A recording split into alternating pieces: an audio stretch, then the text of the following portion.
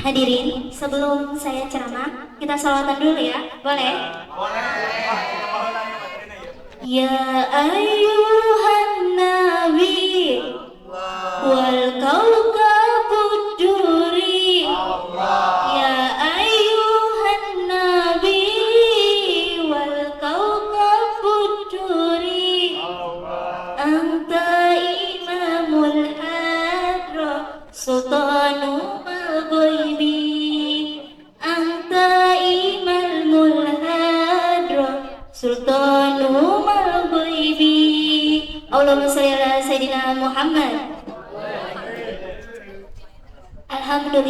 Alhamdulillah, syukurillah. Wassalatu wassalamu ala asrofil anbiya'i wal mursalin wa ala alihi washabihi ajmain. Amma ba'du.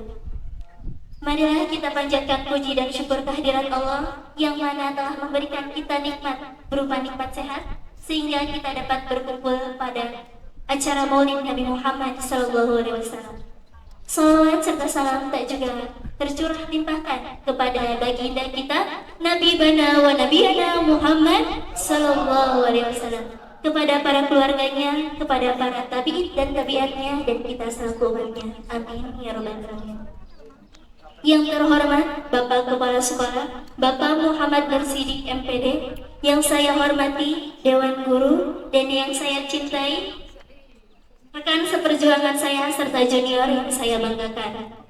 Hadirin, di sini Elsifa akan menyampaikan ceramah mengenai kepemimpinan Rasulullah SAW. Hadirin yang dirahmati Allah, Michael Hart dalam bukunya The 100 Ranking of the Most Influential Person in History, di dalamnya menetapkan bahwa Rasulullah SAW adalah sebagai pemimpin terbesar sepanjang sejarah umat manusia. Tiada ada pemimpin yang pencapaiannya melebihi dari Rasulullah SAW. Masya Allah.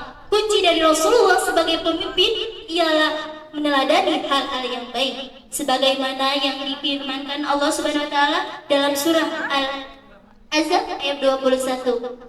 Sesungguhnya telah ada dalam diri Rasulullah tauladan yang baik bagimu. Dan dalam Ibnu Katsir bahwa ayat ini menyatakan bahwa kita harus meneladani akhlak Rasulullah. Uswah yang pertama dari Rasulullah adalah memiliki akhlak yang terpuji. Rasulullah adalah pemimpin yang baik dan memiliki sifat yang luhur seperti adil, jujur, dan banyak lagi. Rasulullah bukan hanya menjadi pemimpin yang baik, namun Rasulullah juga pemimpin umat Islam terbesar. Betul atau betul? Hadirin, Rasulullah memiliki karakter yang spesial yang dimana diabadikan dalam Al-Quran. Di antaranya yang pertama, memiliki hati yang lemah lembut dan penuh kasih sayang. Sebagaimana diabadikan dalam Al-Quran surah Al-Imran ayat 159, bahwasanya Rasulullah bukanlah pemarah, melainkan Rasulullah memiliki hati yang lemah lembut. Ketika Rasulullah dicaci, dimaki, bahkan sampai diludahi, Rasulullah tidak pernah marah, melainkan Rasulullah menghadapinya dengan senyum dan kesabaran. Betul? Hadirin, zaman sekarang mah nih ya, baru ngejabat aja sombongnya udah melebihi presiden, betul? Kalau kata bahasa Inggris kan nih ya, eta enggeus ceplos-ceplos, seporokos, was-was deh. Astagfirullah. Maka dari itu, kita sebagai pemimpin harus memiliki sikap yang baik sebagaimana yang Rasulullah contohkan. Terus hadirin, yang kedua, Rasulullah sangat amat cinta terhadap umatnya, sebagaimana yang diabadikan dalam Al-Quran surah Al-Taubah ayat 128, yang menyatakan bahwa Rasulullah sangat amat cinta kepada umatnya. Rasulullah selalu mendoakan umatnya yang terbaik, serta Rasulullah akan memberikan syafaat di yaumil akhir nanti. Maka dari itu, kita sebagai umat yang baik, kita harus meneladani akhlak Rasulullah, sehingga Rasulullah dapat memberikan syafaat kepada kita nanti. Amin ya rabbal alamin. Terus yang ketiga, Rasulullah memiliki sikap tegas terhadap kekufuran dan kebatilan sebagaimana yang diabadikan dalam surah Al-Fatihah ayat 29. Rasulullah tegas terhadap kebatilan dan kekufuran. Maka dari itu kita kalau misalkan jadi pemimpin, contohlah Rasulullah sehingga kita dapat memimpin akhlak yang baik yang bisa berguna bagi agama, nusa dan bangsa. Jangan lupa juga meneladani akhlak-akhlak yang lainnya sehingga kita dapat mendapatkan syafaat di yaumil akhir nanti. Mungkin sekian dari saya, bila ada kekurangan mohon maaf. Wabillahi taufiq wal hidayah. Wassalamualaikum warahmatullahi wabarakatuh.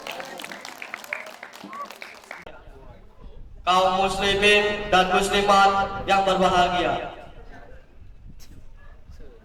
pagi yang cerah ini kita berkumpul untuk memperingati hari kelahiran Nabi Muhammad SAW.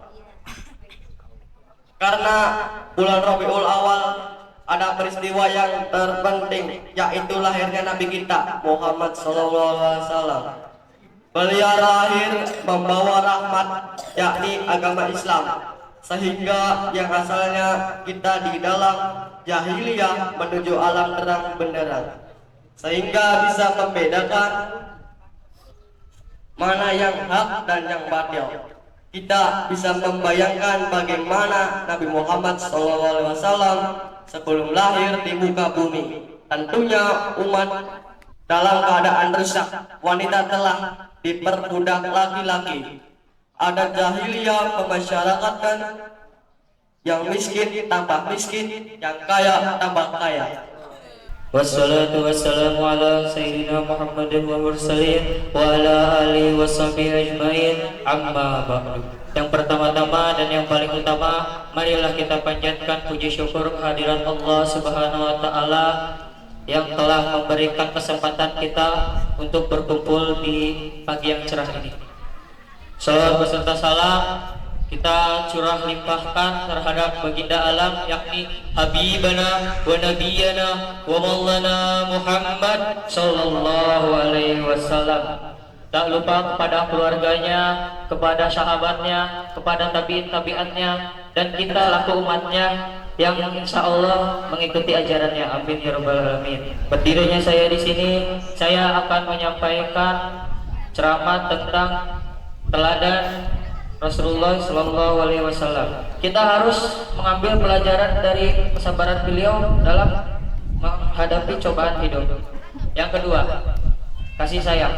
Beliau adalah Rasulullah yang penuh kasih sayang, bukan hanya kepada umat Islam, tetapi kepada seluruh makhluk. Kasih sayang dan kepeduliannya kepada anak-anak, orang miskin, dan bahkan musuh-musuhnya adalah teladan bagi kita untuk menjadi individu yang penuh kasih sayang dan perhatian terhadap sesama. Hadirin yang berbahagia, dalam merayakan Maulid Nabi Muhammad SAW, mari kita berkomitmen untuk menjadikan ajaran dan teladan beliau sebagai pedoman dalam kehidupan sehari-hari. Kita dapat menjadi umat yang lebih baik dengan mengambil inspirasi dari kesabaran, kasih sayang, keadilan, dan kepemimpinan yang baik. Kopi pahit jangan minum. Saya pamit. Wassalamualaikum warahmatullahi wabarakatuh.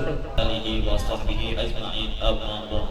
Salawat dan salam semoga tetap tercurah limpahkan kepada junjungan kita Nabi bana wa nabiyana Muhammad sallallahu alaihi wasallam, kepada para sahabatnya, para tabi'in dan tabi'atnya, dan tak lupa kepada kita selaku umatnya yang insyaallah dimuliakan Allah Subhanahu wa taala. Pada kesempatan siang yang berbahagia ini, izinkan saya memberikan sedikit masukan kepada hadirin semua.